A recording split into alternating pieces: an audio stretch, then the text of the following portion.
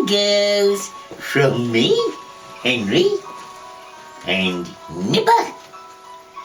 Now don't forget, if you like tonight's video, press the like button, ring the bell, and hit the subscribe. Remember, it costs you nothing to subscribe. Now, are we snuggled in, children? If so, we shall begin. Tonight's story is The Prince Sneeze, part 1 of a story of a nasty fairy who was forgotten to be invited to a baby prince's christening, and the spell she placed upon the baby prince. Oh dear me. Once upon a time, a king and a queen gave a magnificent party in honour of the christening of their newborn son, Prince Rolando. To this party, the royal parents took good care to invite every single fairy in fairyland, for they knew very well the unhappy consequences of forgetting to invite fairies for christenings. When all the invitations had been sent out, the Queen went down to the kitchen to superintend the cooking of the master dainty of the feast. Hoo-hoo! A huge strawberry tart, how yummy! The morning on which the grand ceremony was to take place arrived. At 10:30, the court astrologer, who was the master of ceremonies, gave the order to form a line, and at 11:10, the splendid procession started from the church. The road was lined with the king's vassals, shouting, "Hoorah! Hoorah!" Countless little elves with gauzy wings watched from the branches of the trees, and the great cathedral bells were clang, bang, as merrily as could be. Just behind the royal bodyguard came the king's golden diamond coach, shining in the sunlight of June, with the king and queen in it on one side, and the court astrologer and the fairy Titania, prospective godparents of the little princess, on the other. The prince himself, swathed in wonderful silk mantle, edged with pearls and turquoises, slept in the astrologer's arms. The procession entered the church where the venerable Lord Archbishop, surrounded by a magnificent choir, was waiting its coming. A hush went over the great assembly as the parents and the godparents advanced to the flower-decked front, and the silence lasted until His Eminence had sprinkled the prince and gave him the name Rolando. Then the bells rang again, the organs roared so that the windows shook in the casements, and the choristers sang like birds on a summer afternoon. The christening over, the procession went back to the castle, past the waiting rows of bystanders. Not one of the bystanders of whom had changed his place or had gone away, so superb had been the spectacle. The christening banquet was laid out in the great hall of the castle, and thanks to the court astrologer, things went off beautifully.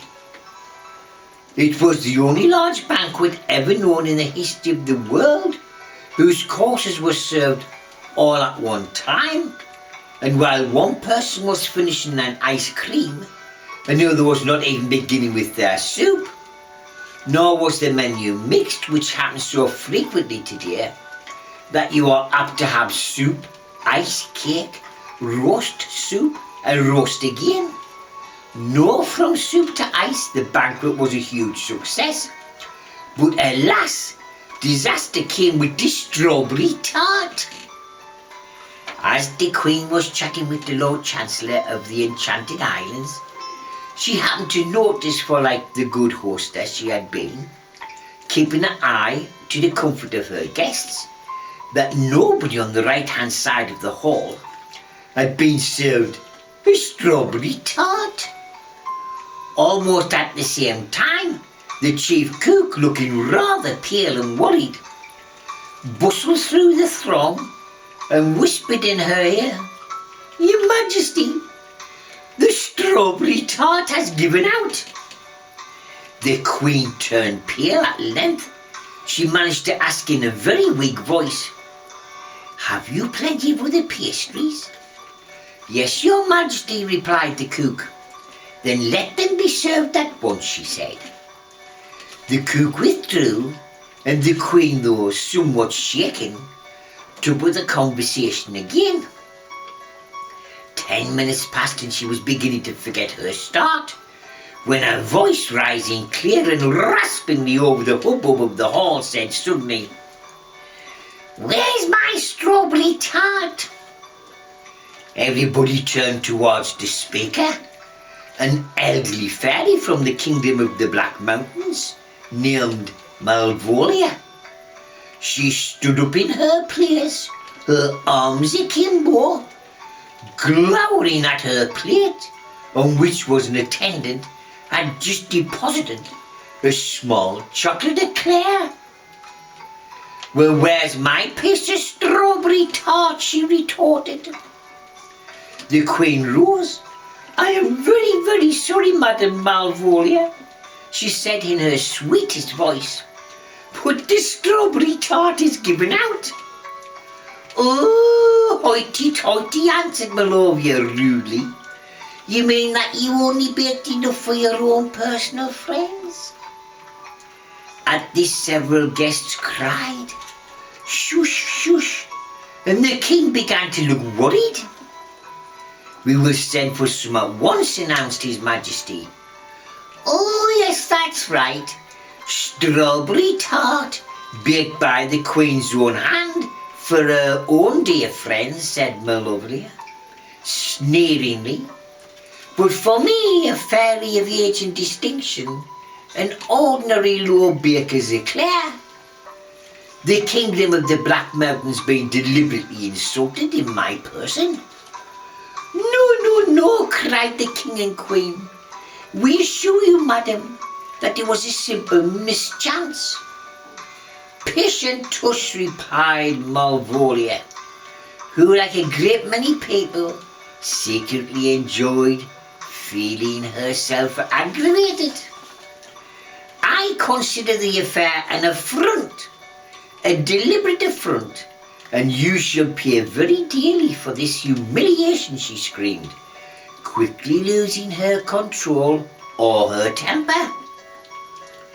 "Every time the prince sneezes, something shall change until—" At this very moment, alas, a northeast wind blew gustily through the open window of the hall, shaking the tapestries from the walls and carrying away the last of Malovia's sentence.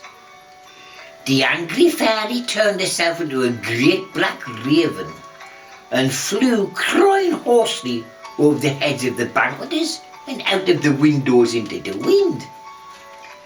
A baby's cry was heard, and the king and queen rushed panic-stricken to where the little son lay in his cradle on a raised platform at the head of the hall.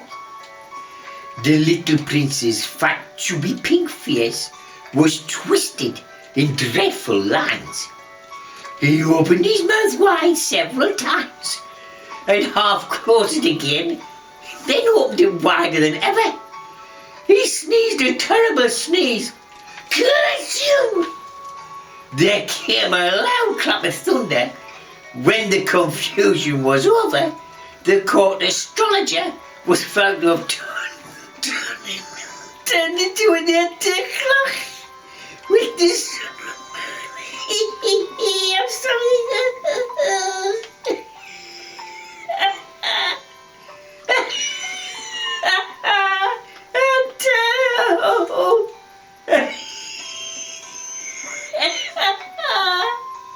And turned into a planetary indicator.